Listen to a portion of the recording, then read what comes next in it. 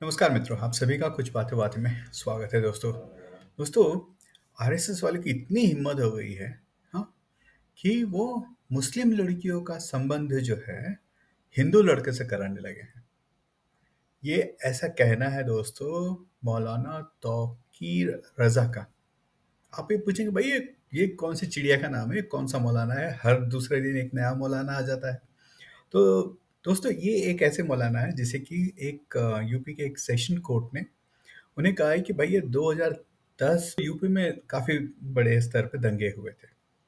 और कहा, और सेशन कोर्ट ने कहा है कि भाई ये इन दंगों के पीछे जो दिमाग था वो मौलाना तौकी रजा का दिमाग था। और उनके खिलाफ एक नॉन बेलेबल अरेस्ट वारंट भी जारी हो गया था।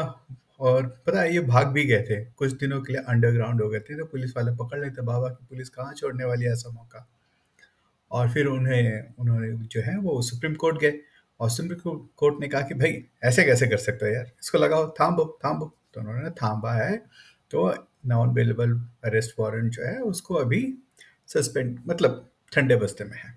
ठीक है। तो वैसे इन्होंने ये बात कही है।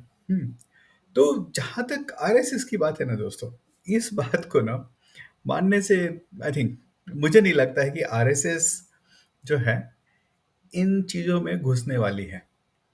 ठीक है ना। और सबसे बड़ी परेशानी दोस्तों ये है ना, ठीक है, कि भाई कोई मुस्लिम लड़की हिंदुओं को दिख भी जाए ना, वो धीरे से ही राम राम करके निकल लेते हैं, कल्टी मार लेते हैं। भाई ये गर्दन जो है ना सबको बड़ी प्यारी है।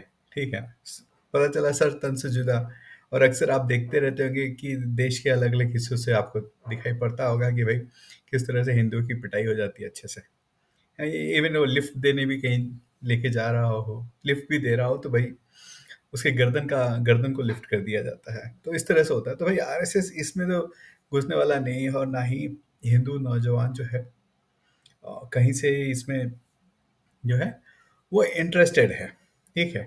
इसी के साथ साथ तौकीर रजा साहब ने एक बात जो है बड़ी मजेदार कबूल की है। वो कह रहे हैं कि मुस्लिम लड़के जो हैं देश में, और फिर अपनी जो जिस इलाके से वो आते हैं, बरेली, उनका उनका जो है उनका उन्होंने कह रहे हैं कि ये देखा जा रहा है कि मुस्लिम लड़के जो हैं वो ही ड्रग्स के कारोबार में शामिल है। और उसके साथ साथ वो ये कह रहे हैं कि भाई ड्रग्स लेने वाले भी जो हैं मुस्लिम लोग ही हैं।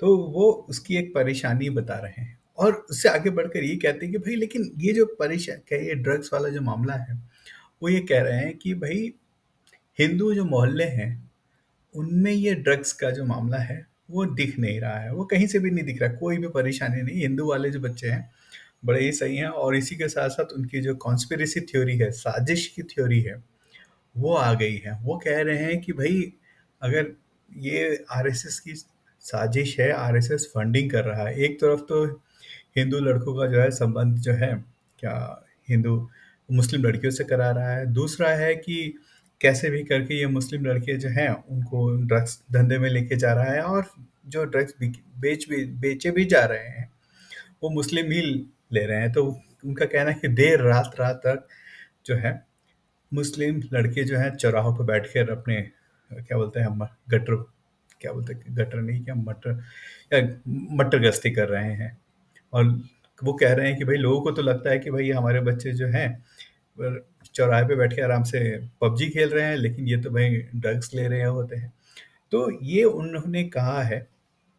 तो दो आई थिंक एक चीज जो है वो बेसिकली कह रहे हैं कि भाई जो मुस्लिमों को है और ज़्यादा एग्रेसिव होना पड़ेगा। वो बेसिकली सिंपल सा यही कह रहे हैं। वो कह रहे हैं कि भाई पुलिस के पास जाओ तो कुछ होने वाला है नहीं, तो हमें ही एग्रेसिवली समाज के तौर पर एग्रेसिव होना पड़ेगा। वैसे ही मुस्लिम समाज कुछ ज़्यादा ही एग्रेसिव है, कुछ ज़्यादा ही एक्टिव है। तो दोस्तों ये खबर थी, मुझे एबीपी न्यूज़ पे पता चली। और मैं कहूँगा दोस्तों अगर वीडियो अच्छी लगे तो वीडियो को लाइक शेयर एंड सब्सक्राइब अवश्य करें दोस्तों। बहुत बहुत धन्यवाद।